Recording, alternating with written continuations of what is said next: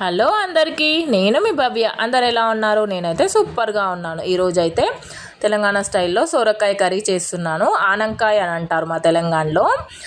దీనికోసం అయితే సొరకాయ పొట్టు తీసి ఇలా చిన్న చిన్న ముక్కలుగా కట్ చేసి అయితే పక్కకు పెట్టుకున్నాను. ఇప్పుడు స్టవ్ మీద ఒక ప్యాన్ పెట్టుకొని దాంట్లోకి 2 to 3 టేబుల్ స్పూన్స్ ఆయిల్ అయితే వేసుకున్నాను. ఆయిల్ హీట్ అయ్యాక కొంచెం జీలకర్ర, ఆవాలు, పోపు దినుసులు అండ్ సన్నగా కట్ చేసుకున్న ఉల్లిపాయలు కూడా వేసుకోవాలి. ఇలా వేసుకొని అవి కొంచెం వేగినాక అందులో కొంచెం కరివేపాకు, కొంచెం పసుపు వేసుకొని ఒకసారి అంతా మిక్స్ అయ్యేటట్టు కలుపుకోవాలన్నమాట. కరివేపాకు అంతా మిక్స్ అయ్యేటట్టు కలుపుకోవాలి. కలుపుకున్నాక ఇప్పుడు కొంచెం వేగనివ్వాలి. వేగినాక కొంచెం 1/2 టేబుల్ స్పూను మీకు అంటే పచ్చివాసన వస్తుంది కదా, ఒక హాఫ్ టు 1 టేబుల్ స్పూన్ అల్లం వెల్లుల్లి పేస్ట్ వేసుకొని అది కూడా మొత్తం పచ్చివాసన పోయినాక ఇలా వీడియోలో చూపిస్తున్నాను కదా అలా అయితే కలుపుకోవాలి. చూడండి మంచిగా వేగిపోయింది. మనం ఇందాక కట్ చేసి పెట్టుకున్నాం కదా సొరకాయలు, అవి కూడా ఇప్పుడైతే అందులో వేసుకుంటున్నాను. మొత్తము వేసుకొని సాల్ట్ మగ్గడానికి ఒక 1 టీ స్పూన్ సాల్ట్ వేసుకొని మొత్తం ఒకసారి అయితే మిక్స్ చేసుకుంటున్నాను. చూడండి వీడియోలో చూపిస్తున్నట్టుగా మొత్తం అంతా పోపు మిశ్రమము అంతా పీసెస్కి పట్టే విధంగా ఒకసారి అయితే ఇలా కలుపుకున్నాను. చూడండి వీడియోలో చూపించినట్టుగా ఇలా కలుపుకొని మూత పెట్టుకొని ఒక 5 మినిట్స్ అయితే మగ్గనిచ్చుకోవాలి.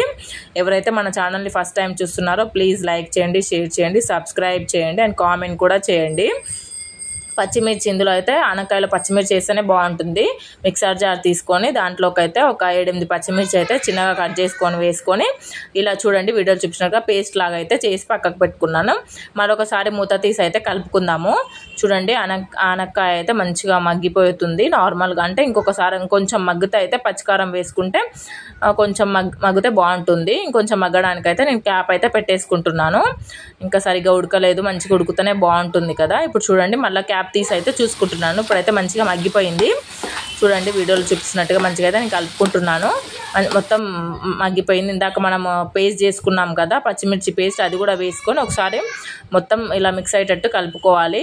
ఆ తెలంగాణ వాళ్ళకైతే అందరికీ తెలుసు దీని గురించి.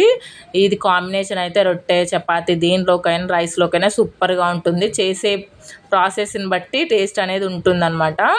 ఇంకా పచ్చికారం వేసాక మూత పెట్టుకొని కాసేపు మగ్గనిచ్చుకున్నాను కారం అంతా పట్టే విధంగా. నేనైతే దీనికోసం అయితే ఒక టీ గ్లాస్ అయితే పాలను తీసుకున్నాను. మెయిన్ ఇక్కడ టేస్ట్ అంతా పాలతోనే, పచ్చికారము పాలతోనే వస్తుందన్నమాట. డెఫినెట్గా ఒకసారి అయితే ట్రై చేయండి. సేమ్ ఈ వేలో అయితే చాలా బాగుంటుంది.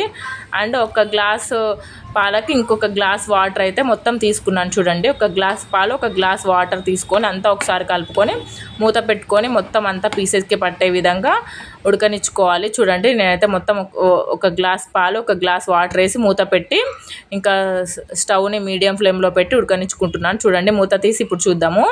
చూడండి బుడగల్లాకు వస్తుంది, అంటే దగ్గర పడిపోయింది అనమాట. చూడండి వీడియోలో చూపిస్తున్నట్టు కదా కర్రీ అయితే మొత్తం దగ్గర పడిపోయింది. ఇప్పుడు దీనిలోకి అయితే ఇంకేం వేయొద్దండి, ఒక ధనియా పౌడర్ వేస్తే అయితే సరిపోతుంది. సాల్ట్ కూడా ఇందాక నేను సరిపడా వేసాను, ఇంకేం యాడ్ చేస్తలేదు. నాకు ఇందాక సాల్టే సరిపోయింది. ఒక 1 టేబుల్ స్పూన్ ధనియా పౌడర్ వేసి మళ్ళీ ఒకసారి కలుపుకోవాలి. కలుపుకున్నాక లాస్ట్లో చూడండి ఇంకా కర్రీ అయితే ఆల్మోస్ట్ అయిపోయినట్టే. లాస్ట్లో కొత్తిమీరతో కొంచెం గార్నిష్ చేసుకుంటే కర్రీ అయితే అయిపోయింది. ఒకసారి అయితే డెఫినెట్గా ట్రై చేసి కామెంట్ సెక్షన్లో ఎలా ఉందో మాత్రం కామెంట్ చేయడం మాత్రం మర్చిపోకండి. Please subscribe my channel.